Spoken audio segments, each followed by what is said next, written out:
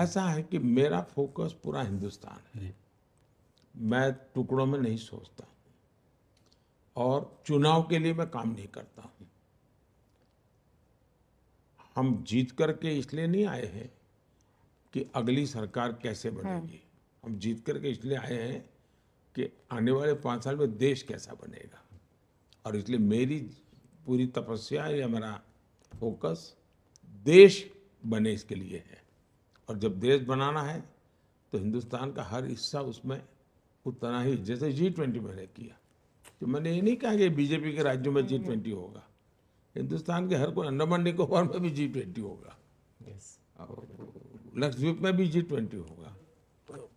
इसी से जुड़ा हुआ एक सवाल है कि आप जब भी आप सत्ता में रहे हो, चाहे वो सीएम रहे हो, आप पीएम रहे, कभी उठती है बात कि ना खाऊंगा ना खाने दूंगा, एक नारा उठता है, भले ही आप ना देते हो, ना सोऊंगा ना सोने दूंगा। अब बात हो रही है एपेटाइजर 10 साल था, अब मेन कोर्स आना बाकी है। तो अब ये मेन कोर्स क्या है आने वाले थर्ड टर्म के लिए? इसको देश की जनता भी जानना चाहती है हम लोग। नहीं, उसके बहुत सारे पहलू हैं, देश को आगे ले जाने का बहुत सारे पहलू हैं। अगर मैं कहूँ कि भविष्य में देश हमारा कैसे आगे बढ़ेगा, अब ये पूरी तरह हम टेक्नोलॉजी ड्रिवन एरा में है। अब टेक्नोलॉजी डिसरप्टिव है, ट्रांसफॉर्मेटिव है और इजीली एक्सेस है, यानी हर व्यक्ति बहुत अडॉप्ट कर लेता है तुरंत।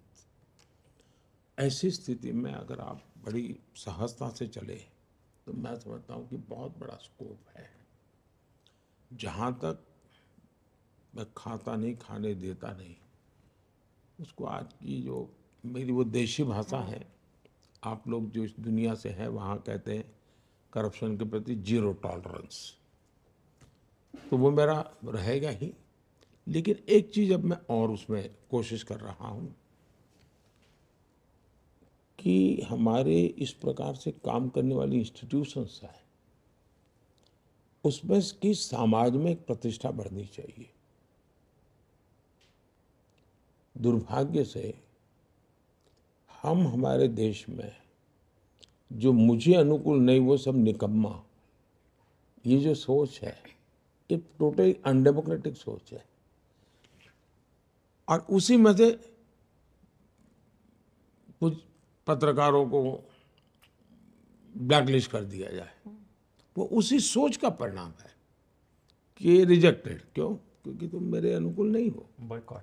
वो अनडेमोक्रेटिक है, लोकतंत्र की हत्या है वो। और इसलिए हमारी इंस्टीट्यूशंस के साथ भी वही हो रहा है। जैसे पत्रकार के साथ हो रहा है, तो मेरे अनुकूल नहीं तो निकम्मे। तो इंस्टीट्यूशन, तो मेरे घर पे रेड मत करो, मैं तो चोरी करता रहूंगा, तो इंस्टीट्यूशन निकम्मी। ये जो लॉजिक चला है, मैं उसका उपाय क्या? उसका उपाय यही है कि हमने ऐसी शख्सियत और ऐसे शक्तियाँ उसकी प्रतिष्ठा बढ़ा दीजिए, इनकी सामाजिक प्रतिष्ठा इतनी बढ़ाओ कि फिर कोई उसको हाथ नहीं लगा पाएगा।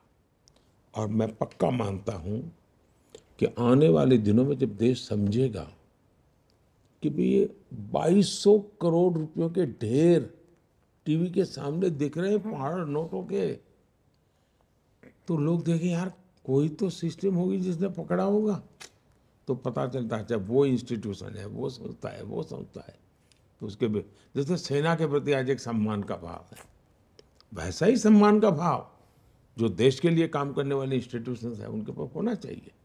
तो वो भी मेरा एक मिशन है। जब प्रतिष्ठा बढ़ती है तो उनकी अपनी बुराइयां होती है वो भी कम होती है। उनके भीतर कभी कभी बुराइयां जो आती हैं, आप मान सम्मान और तो उसको लगता है जीवन में बहुत मिल गया है जी, वो बुराइयों से बचता है। तो वो भी एक मनोवैज्ञानिक रूप से एक तरीका होता है। तीसरी बात है कि लोगों को तो ये लगेगा ठीक है सरकार ने पैसे ले लिए, हमारा क्या है। तो मेरी कोशिश ये है कि न खाऊंगा न खाने दूंगा, वो आगे है, जिसने खाया है वो निकालूंगा और जिसका खाया उसको खिलाऊंगा।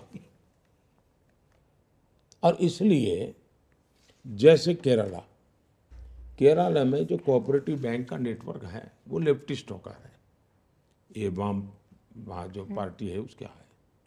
इन्होंने क्या किया, ये लेफ्टिस्टों के लिए से बाहर छवि ऐसी है कि दूध दूध के धुले हुए हैं। उन्होंने कोऑपरेटिव बैंक में एक बहुत बड़ा स्कैम किया हुआ है। गरीबों के पैसे हैं, मिडिल क्लास के पैसे हैं, सैलरी वाले सोसाइटी उसके पैसे हैं, और बच्चों की भलाई के लिए बेचारों ने पैसे बैंक में रखे हैं। ये बैंक डूब गई। क्यों डूबी?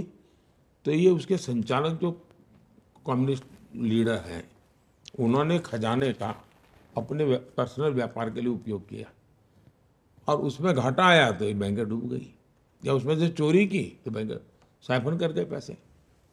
अब हमने उनकी प्रॉपर्टी को सीज किया है। अब मेरी इरादा ये है कि मैं इनकी पर्सनल प्रॉपर्टी को ऑक्शन करूंगा।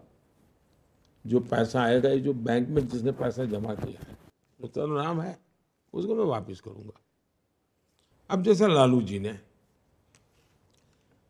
इससे प्रूवन केस है कि जमीन के बदले में नौकरी दी, रिकॉर्ड पे है, उसमें कोई बड़ा वो प्रॉब्लम नहीं है। अब पता है कि इसकी जमीन, ये नौकरी मिली और उसके बदले में जमीन लिखवा ली, तो मैं चाहूंगा कि जिसकी जमीन है उसको जमीन वापस मिले। बंगाल के अंदर करीब 3,000 करोड़ रुपया की संपत्ति हमारे जब्त की हुई है। अब ये जो वहाँ रेट कार्ड है हर नौकरी के लिए, कि टीचर बनना है तो ये, पीएन बनना है तो हाँ, आंगनबाड़ी वर्कर, ये पैसा रेट कार्ड है, कट मनी, और नीचे से ऊपर तक ये पैसे ऐसे बांटे जाएंगे, ये व्यवस्था है। अब ये पैसे पकड़े गए हैं, नोटों के ढेर पकड़े हैं। मैं खोज रहा हूँ कि जिसका ट्रेल मिले कि हाँ भाई उसने यहाँ से पैसा ब्याज से लिया था, ये तारीख को लिया था, इस तारीख को इसको दिया था, या बैंक से निकाला इधर को दिया था, तो मैं ऐसे जो ईमानदारी से मुझे हाथ लगेगा, हाँ ये पैसा रियली उसका मालिक यही है, मैं ये पैसे उसको वापस लौटाऊंगा। इसलिए अब मेरा न खाता हूँ न खाने देता हूँ, अब आगे में है कि जिसने खाया है उसको निकालूंगा, और जिसका गया है उसको खिलाऊंगा। मोदी जी, कोई भी लीडर हैं जो प्रधानमंत्री 2 बार रह लें, थोड़ी बहुत एंटी इनकम्बेंसी आ जाती है। इस देश में 3 बार सिर्फ नेहरू जी चुनाव जीत पाए। बट आपके खिलाफ ग्राउंड पे जब हम जाएं तो लोग भी कहते हैं, बीजेपी के लोग भी कहते हैं कि एक प्रो इनकम्बेंसी है। तो 272 जब पार हुआ 2014 में, तो लोगों ने कहा मोदी जी की आंधी है देश में। अगर अब 370 पार हो रहा है तो ये क्या है? आपको लगता है आपकी लोकप्रियता भी चरम पर है? और ये प्यार क्यों है लोगों का? मैं कोई लोकप्रियता के लिए काम नहीं करता हूँ, और नहीं मेरे पास मेरी लोकप्रियता नापने का कोई मानदंड है, मेरे पास नहीं है। लेकिन मैं काम क्या करता हूँ उसका एनालिसिस होना चाहिए। मेरे काम में और औरों के काम में फर्क क्या है? आमतौर पर जो सरकारें चलती थी वो विज्ञान भवन में फंक्शन करो, फीता काटो, दिया जलाओ, अखबार में एडवर्टाइजमेंट दो, मीडिया को लीक करो, स्टोरी बनवाओ, और उनको लगता है देश चलता है। और ज़्यादातर सरकारें उसी मिजाज में रही। कांग्रेस का पतन बहुत कम समय में हुआ था जी। देश आज़ाद होने के बाद चौथा चुनाव आते आते कांग्रेस ध्वस्त हो चुकी थी। संयुक्त विधायक दल बना, लेकिन कांग्रेस ने इस देश में किसी पार्टी को खड़े ही नहीं होने दिया। उन्होंने खुद ने देश के लिए करने के बजाय विरोधी दलों को खत्म करने में ही अपनी शक्ति लगाई, इसलिए ऑल्टरनेट खड़ा नहीं हुआ। अदरवाइज 67 के चुनाव में ही देश उनको रिजेक्ट कर चुका था। हिंदुस्तान में आप देखिए, सरकारों के अलग अलग मॉडल अब देश के सामने आ चुके हैं, और मैं तो मानता हूँ ये केस स्टडी का विषय है। कोई यूनिवर्सिटी करे, कोई मीडिया करे, कोई मीडिया पर्सन किताब लिख सकता है। देश ने एक कांग्रेस का मॉडल देखा है, देश ने लेफ्ट का मॉडल देखा है, देश ने पारिवारिक पार्टियों का भी मॉडल देखा है, जो of the family, by the family, for the family political पार्टियां चलती है, उनका मॉडल भी देखा है।